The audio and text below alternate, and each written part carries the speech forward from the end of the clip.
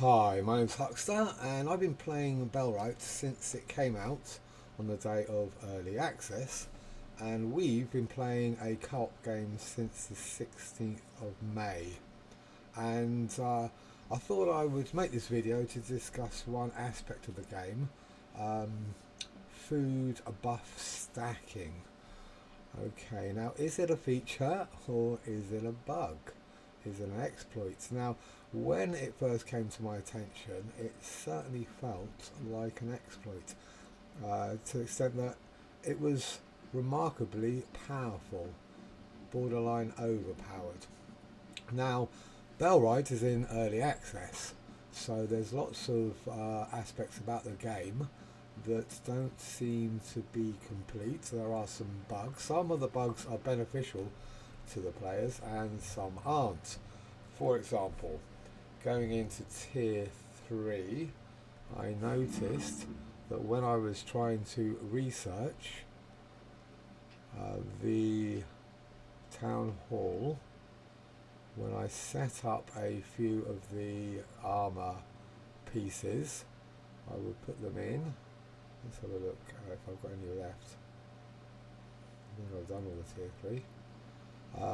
The workers wouldn't actually come along and put in the resources. Now that didn't always happen, just sometimes.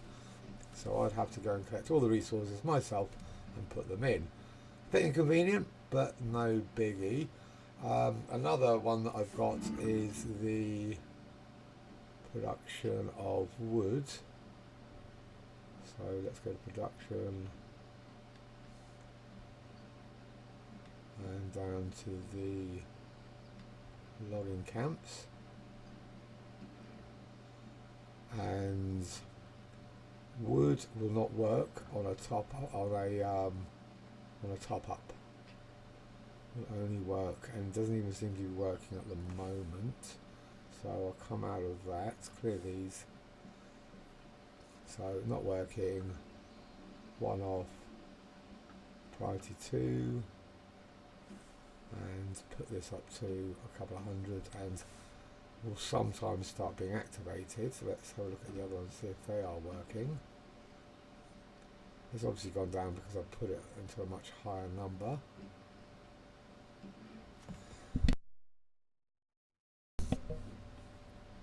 So trying to get these guys to make wood isn't always working.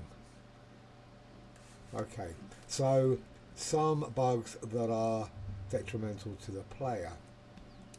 The food buff stack is certainly beneficial. Now, it first came to my attention a couple of weeks ago when the guys were discussing it, and if you put, you eat food that gives you benefits to, let's say, skill increase, or productivity, or combat, are essentially better than just the base foods. So let me try and work out where I am. Okay, cool, over here. So I'll probably keep a few of the food items in here. Yeah, okay. So 20% to skill gain, 30% to productivity, 30% to combat attributes, 50% skill gain, 80% skill gain, and 60% combat attributes. Now, how it works is that once you eat that food, you get a bonus in your the attributes. So it makes sense, right? So I've got three foods up, and these are sitting here. When you die, you lose them. It seems that in co-op, if a player, someone joins the co-op, they start stacking the food buffs, they lose connection, come back into the current game, they don't seem to lose the buffs. But when the host finishes the game and everyone logs out and you come back in, you start from scratch with just the food that you got you are currently eating, and you have to start again. Now, I would say Matt really brought this to my attention last week when he was playing in a single game, and he was essentially simming. He switched off raids, he hadn't taken any villagers, avoided combat, and basically sat here in his game for hours stacking food. And we discussed it and came to the conclusion that it was boring. Just sitting here simming your character up as high as you can for the sake of it, but it did give us a really good understanding on how effective it could be. I think at one point he got his skill bonus up to about 1,000%. So overpowered? Yeah, sure. Now the side of it that makes it realistic is it's not an easy thing to monitor. You've basically got to watch your food, go in, make sure you're constantly eating, regardless of everything else that you're doing, be it crafting, be it harvesting, be it combat, anything else. You've got to constantly watch your food buffs, and if you lose one, that stack will drop. Now, over the weekend, I personally have been testing it, and if you watch my video, our live stream video from last night, which will be the 10th, you'll see that we start stacking at the beginning of the game, and essentially 6 hours later we are loaded, fully stacked, and we go off, myself, Levi, Joe and Matt go off to do a bit of fighting, and it's great fun. We are really overpowered, and we can take out bandit camps with a relative ease, and it makes combat really, really enjoyable. So yes, I thought it was an exploit because of that, but after careful consideration, I'm not so sure. For example, you have to constantly keep an eye on your food. If you finish a food item without stacking it, you'll lose that whole chain of buffs, so a bit of a ball ache, certainly. You'll also lose them if you die, so it makes the death penalty brutal, as happened to me on the 9th, on the Sunday. I was probably about 3 hours in. We went to the cheese farm where we farm bandits. I was peeking over the fence. I took a headshot and died. One shot. Boh. 3 hours of stacking gone instantly. So those are the two things. It increases the death penalty and makes combat that much more exciting and challenging, because now no longer can I go in and go, I don't care if I die, all I'm going to have to do is get some more food, go back, it's just inconvenient. Now I've got a massive loss.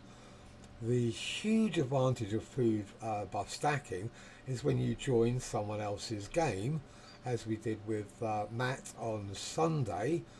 He was just going into tier 3. Levi, Joe and myself joined him, brand new characters, and we want to obviously get our characters up and effective as quickly as possible. So using the food stack, the food buff methods, we enabled our characters. I think Levi got some of his skills up to level 10, and my guy was up to level 6 and 7. So, you know, it works. Is it a feature or is it a bug? Now, Matt has a wonderful expression called it's not a feature, it's not a bug, it's a feature. So we're kind of going with that at the moment. So I've got a cranberry running out over here, so I'm going to put in a new food. There we go. So basically what you have to do is keep your foods active at all times, so that the previous foods will stay in your attributes. If you lose one of them, that line will go, the whole lot. So I can have 10 apple stacked. If I run out of apple before I take another food buff or eat another piece of food, it will go. If I eat it, it will stay. So the best thing to do is time it. When the first food item gets to about 40 to 50%, eat another food item to replenish it. You can't eat anything. For example, I can't eat anything now. So let's say fish stew. No, it won't work. So I think it's beneficial to gameplay. Now, obviously, I have absolutely no idea if this is what the devs intended with the food items and the buffs we've been discussing. I'm sure there's lots of players that just use it because it's there, it's a feature, and I'm also sure that there's a lot of players that probably don't know that it works or how it works or how to implement it. So your best bet is very straightforward. Put the type of foods that you want to rotate into a safe place, into a chest that is not accessible by the workers, because they will definitely eat it, and have it so everyone knows where it is, and you keep on topping it up, and you can come in, or you can keep them in your food bag or your inventory, so you're constantly topping up.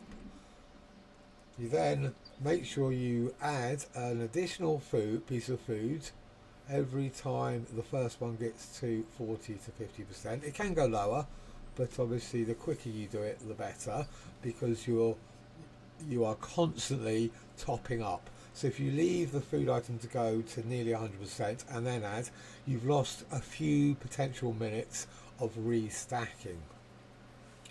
You must use a different food. So I can't use apple because that won't work. So I've literally got to go in and replace apple with a new food item. If you die, you're going to lose them. So obviously bear that in mind. I think it's a feature. You know, as I said, I did originally think that it was a glitch and an exploit, but the fact that it is quite tough to manage when you are actively involved in game, especially in this co-op where we've got everything on impossible and the highest raid level, so there are constantly battles going on. We're constantly having to replenish stocks, gather materials, building new buildings, repairing items, and well, just doing other stuff, chatting, having a laugh, you know, and you just sometimes miss your food buffs, and they have dropped off. So that's just part of it. It's not foolproof. So now I can basically go in, as long as I don't do apple or any of these three. These two won't work anyway. So I just need a new item, so I can put that one in, and we're ready to go. So you can see my health bar is getting jacked up. My speed works with the health, so all the combat foods that I'm eating will increase my speed. My health bar will stay incrementally improved. So as soon as I replace the current combat buffs with a, let's say, a skill buff, the health bar will move back down again, but then I'll add another combat food buff and it will move up, so it will constantly increase. So at points in time I'll be able to get my health bar to probably cover my whole screen, but it does take time to implement. You can lose it, and when I log out of this game, it will basically start from scratch. So I wanted to do this video so that people who aren't aware of it can utilize it and decide whether they consider it to be an exploit or a feature for themselves. I would love people to give their comments and feedback. Do we think that the devs should keep it? Do we think they should remove it? Personally, I definitely think it's a massive benefit in co-op, so that people joining a ongoing game can get up to speed really quickly and start enjoying the game, being useful, being effective. So there it is. There's my take on the food buff stack. If you have any questions, please put them in the comment. We are running a co-op game where people are joining us. We do have a Discord server with a small but growing community of gamers, predominantly around Bellwright, but we like games, so we talk about other games as well, and we are crossing over into other co-op games where we can play together. Personally speaking, I prefer co-op.